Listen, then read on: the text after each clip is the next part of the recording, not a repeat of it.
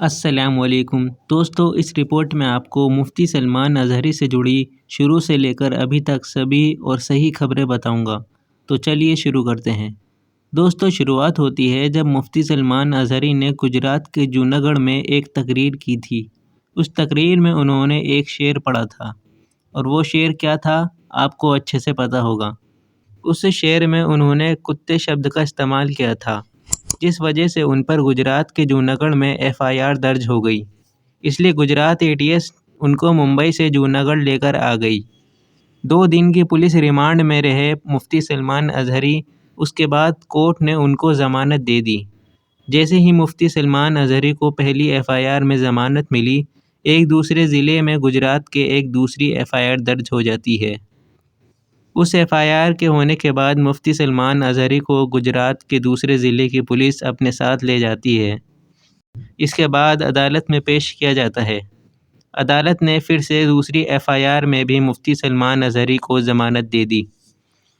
दूसरी एफआईआर में भी जब मुफ्ती सलमान अज़हरी को जब ज़मानत मिली, तो तीसरी जगह गुजरात के एक ज़िले में एफआईआर हो गई। मोडासा की पुलिस मुफ्ती सलमान अज़हरी को अपने साथ में पुलिस रिमांड पर ले जाती है। मुफ्ती सलमान अज़हरी पर ये जो तीसरी एफआईआर दर्ज हुई थी, इसमें भी कोर्ट ने उनको ज़मानत दे दी। यानी तीनों जगहों पर जहाँ जहाँ मुफ्ती सलमान अज़हरी पर एफआईआर हुई थी, वहाँ कोर्ट ने उनको ज़मानत दे दी। लेकिन जैसे ही ज़मानत मिली थी, उसके तुरंत बाद जूनागढ़ के कलेक्टर ने अपनी उस शक्ति का इस्तेमाल किया जिसका इस्तेमाल बड़े बड़े क्रिमिनल के लिए किया जाता है। वो है पासा कानून। जी हाँ, गुजरात का पासा कानून। अब इसके तहत मुफ्ती सलमान अज़हरी को गिरफ़्तार कर लिया गया है और उनको अब बड़ौदा जेल लाया गया है। मुफ्ती सलमान अज़हरी को जिस पासा कानून के तहत गिरफ़्तार किया गया, उसके तहत मुफ्ती सलमान अज़हरी को 3 महीने से लेकर 1 साल तक की सज़ा हो सकती है। अब इसको भी समझ लेते हैं। पासा कानून की full form Gujarat prevention of anti social activities act है। इस कानून को गुजरात के अंदर जो ख़तरनाक अपराध करते हैं, उन अपराधियों के लिए बनाया गया था।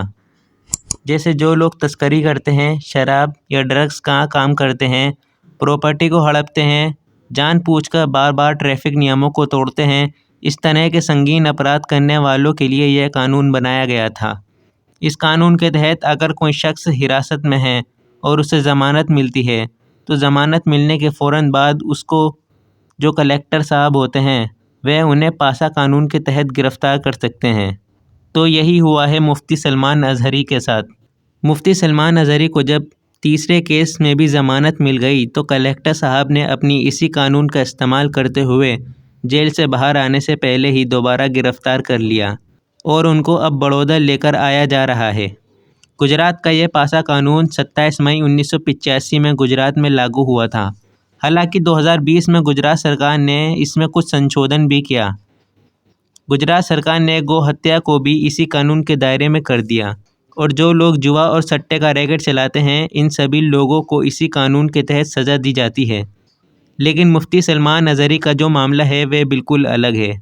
मुफ्ती सलमान अज़हरी को जिस पासा कानून के तहत गिरफ़्तार किया गया, लोग इसी बात पर चर्चा कर रहे हैं कि मुफ्ती सलमान अज़हरी इतने बड़े क्रिमिनल नहीं थे। गुजरात की सरकार ने इस कानून को बड़े बड़े क्रिमिनलों के लिए बनाया था, जो बार बार नियम का उल्लंघन करते हैं। लेकिन इस कानून के तहत अपराधी को 3 महीने से लेकर 1 साल तक की सज़ा हो सकती है। ऐसा अब हो सकता है कि मुफ्ती सलमान अज़हरी को थोड़े समय के लिए जेल में रहना पड़ सकता है। इस कानून से जुड़ी एक और बड़ी खबर मैं आपको बताना चाहता हूँ।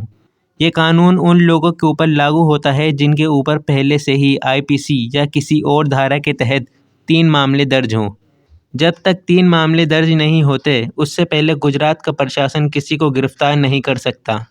अब मुफ्ती सलमान अज़हरी पर 3 मामले दर्ज हो चुके हैं, इसलिए इसके बाद ये कदम उठाया गया है। अब देखा जाता है कि मुफ्ती सलमान अज़हरी को जेल होती है या नहीं। अगर होती है तो कितने दिन की होती है। लेकिन अभी उनको गिरफ़्तार किया गया है। लेकिन जब उनको गिरफ़्तार किया गया था, तो ऐसा लग रहा था कि ज़्यादा दिन तक हिरासत में नहीं रखा जाएगा। लेकिन अब काफ़ी दिन हो चुके हैं और इस बारे में सोशल मीडिया पर काफ़ी ज़्यादा गलत खबरें भी चल रही हैं। इसलिए उन पर ज़्यादा ध्यान न दें फ़िलहाल अभी का लेटेस्ट अपडेट यही है। इससे आगे क्या होता है वो मैं आप लोगों को बताता रहूँगा, इसलिए चैनल को सब्सक्राइब कर लीजिए और हमारे साथ जुड़ जाएँ। मिलते हैं अगली वीडियो में। अल्लाह हाफ़िज़।